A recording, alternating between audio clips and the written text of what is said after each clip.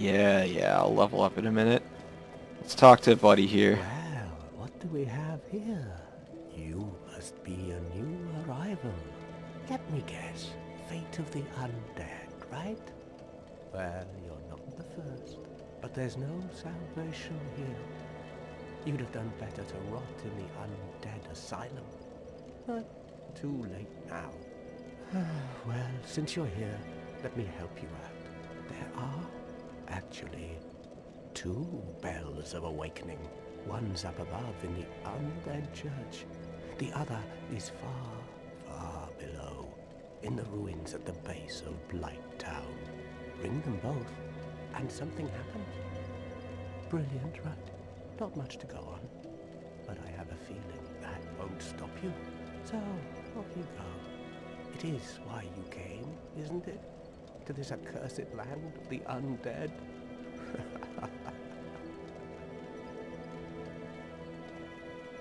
This guy he just gave us essentially our first objective to do in the game. Ah, your face. You're practically hollow. But who knows? Going hollow could solve quite a bit.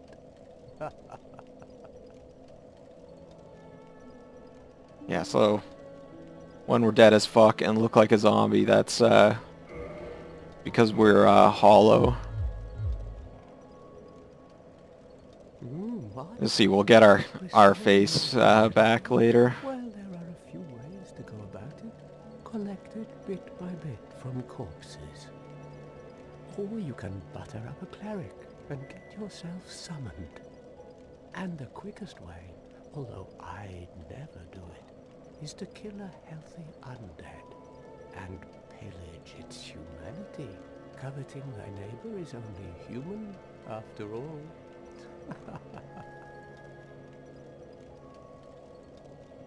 What are you looking at?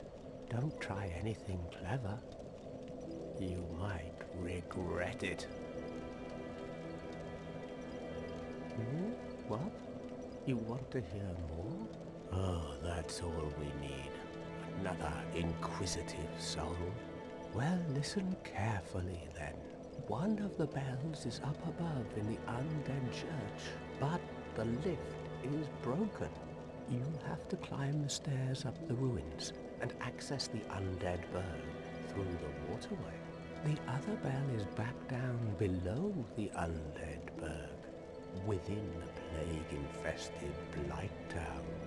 But I'd die again before I step foot in that cesspool.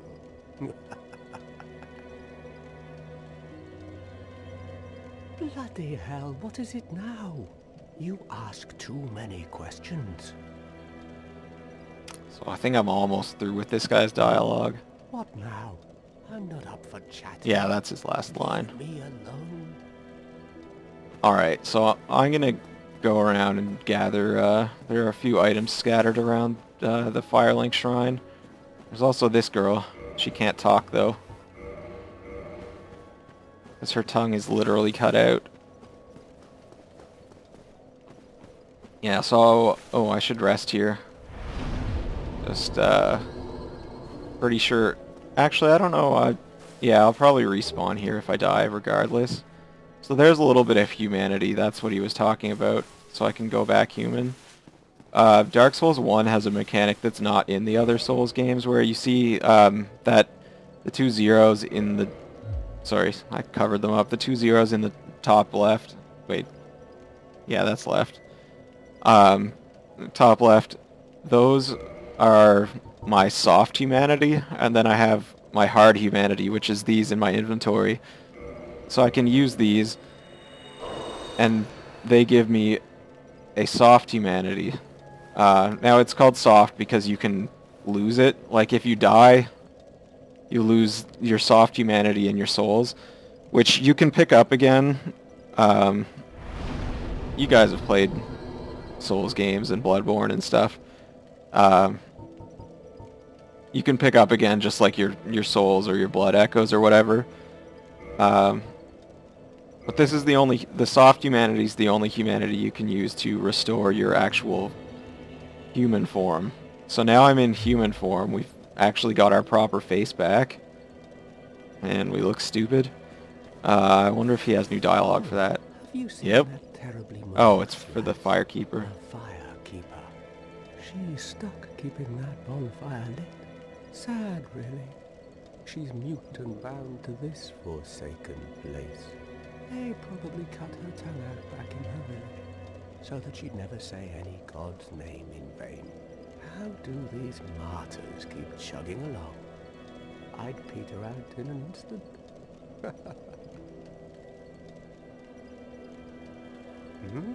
What? Oh. Alright, so he's back to having no dialogue.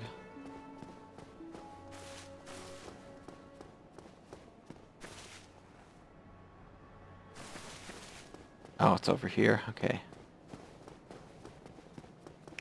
Yeah, that guy's got comments on a lot of stuff that's going on. So I'm gonna stop in and chat to him fairly often. And here's our last NPC in Firelink. I believe we are not acquainted. He's a fucking weirdo. Look at him. Of Thurland. Have you business with us? If not, I prefer to keep a distance, if possible. Hello there.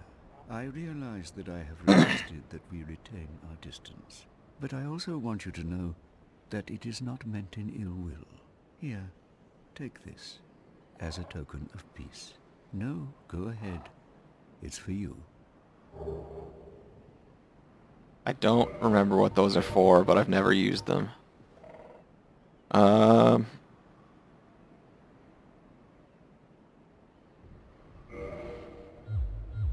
Unclear. I don't know if that's a covenant thing or what. You again? Oh, I know. How about this? I have to await my companions here anyway. So what if I were to teach you some miracles? Would that please you? Very well. I'm not going to use any miracles he teaches me, The but covenant with the gods. nice to just continue his dialogue at least.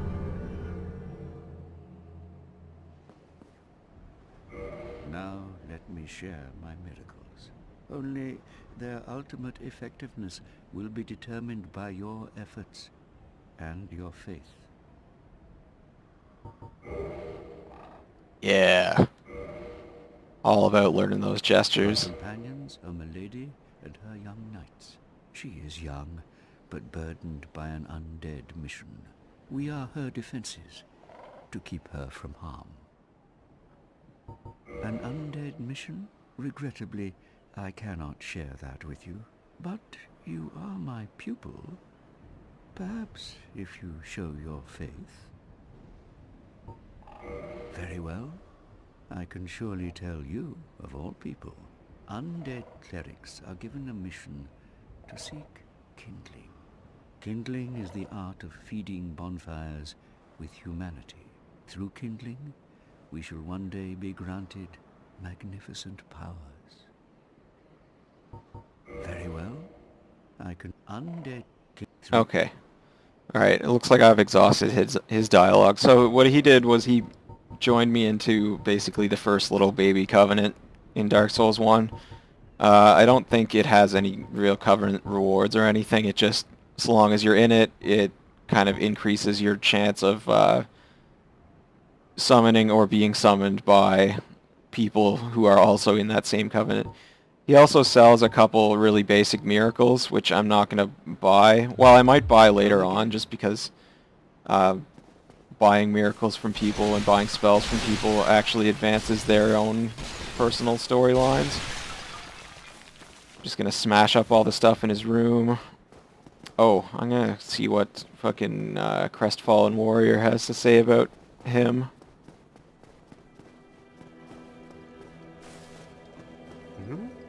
Oh, nothing. Cool. Now I'm going to continue on my merry way.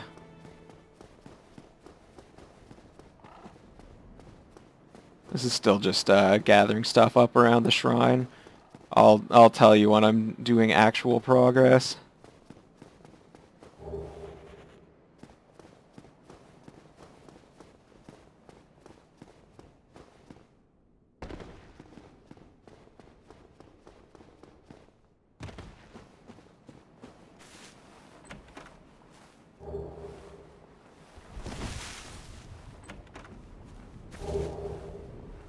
Alright, there's my weapon that I'm actually going to be using for a little while, the Morning Star. I mean, it's got like a kind of slow attack. Oh, I don't remember it being that slow. Do I not have enough strength for this or something?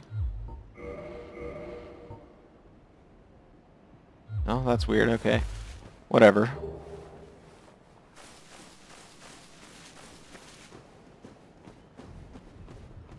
Yeah, so I'm going to be using that Morning Star because it does crushing damage. It's a bit better than the axe.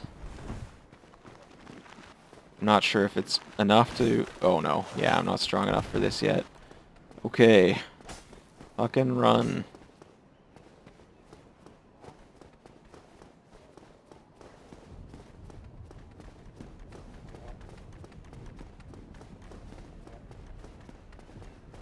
I'm gonna be just dashing through everything so quickly you guys are never gonna orient yourselves in any of these areas. Except for maybe Clark, because he has played this game.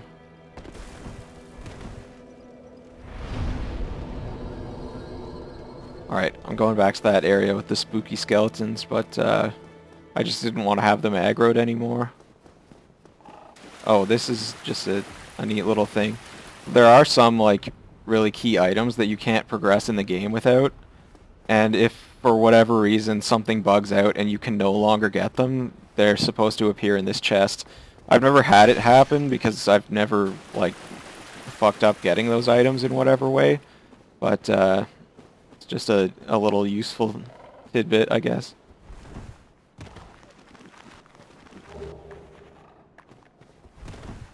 Spooky, scary skeletons send shivers up my spine. So this is a thing in a lot of Souls games. It's just... Oh fuck. Wrong way. Just running past all the enemies and grabbing the items. There's another fun weapon, but we're not going to be using that this LP. Now I'm in trouble. Because I don't know if I can get out of here. Oh, I can, yes. Okay, perfect. We're not in trouble. I think that's all the items in this area. No, skeleton, leave me alone.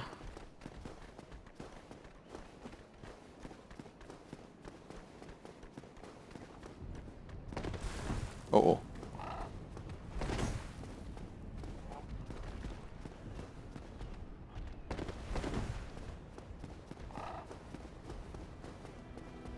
Yeah, okay, so that's pretty much everything in Firelink. I'm just gonna rest here. One thing that I don't like in this game that they took out in later games, and I'm thankful for, is when you pick new consumable items up, it automatically equips them on your item bar. Now these are all just consumable souls. I'm gonna use them all up immediately, which is not always the wisest thing, but fuck it. I'm not gonna think that hard about it. And I'm just gonna dump Vitality to start out, because it's always a useful stat to have. Just some extra padding on your health bar. Now what I'm gonna do is I'm gonna head down here.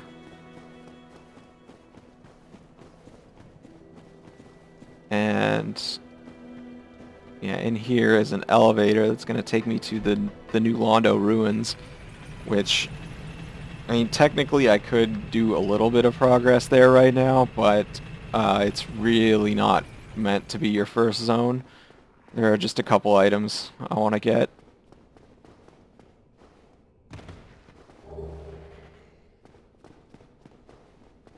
Well, actually, there's really just one specific item I want.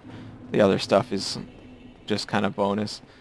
Look at all these sad guys. They don't even have the motivation to attack me. So if I'd taken the master key, I could open this door, and that gives me a massive shortcut to a later part in the game. It's pretty clutch for speedrunning. Oops. Got something.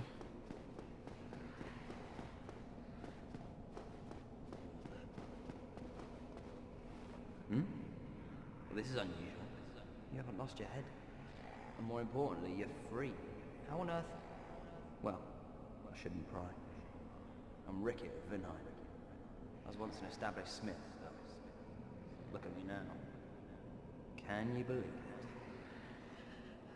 So, this guy's a Berserk reference, because, what's his name who made these games fucking loves Berserk.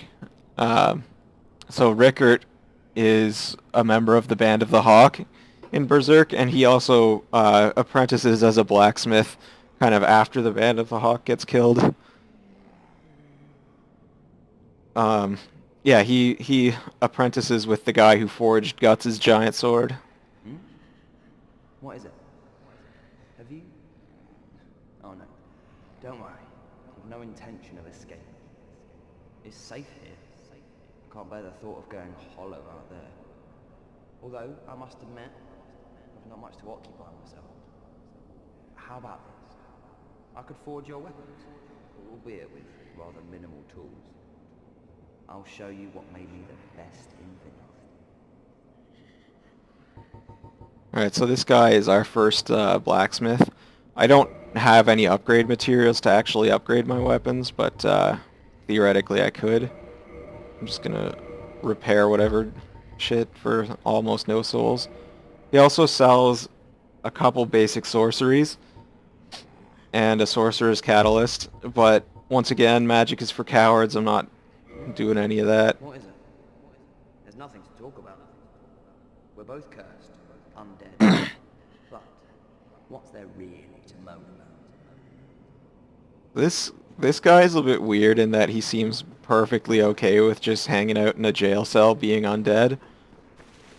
I don't know what his deal is, but he just hangs out there.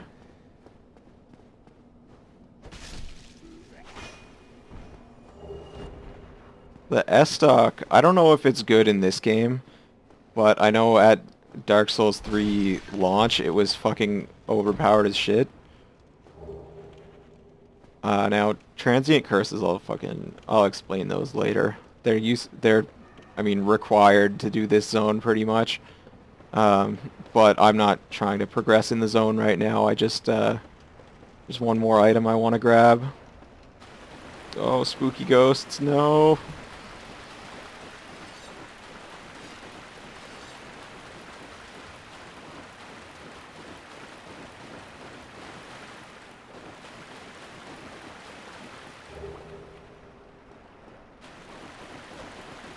Oh. Ooh. Alright. Fucking did it, boys. It's easy enough to get that item, it's just sometimes pretty fucking tough to get back after getting it. But it looks like I pulled it off.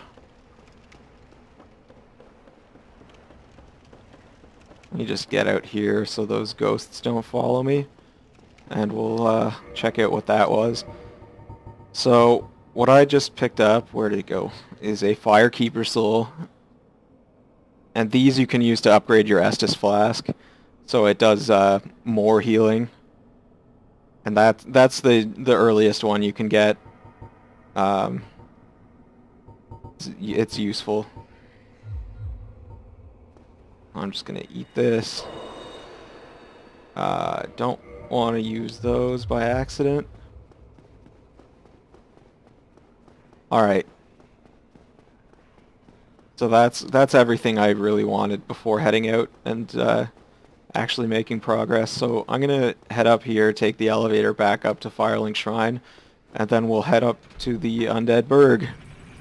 The Undead Burg, that's it.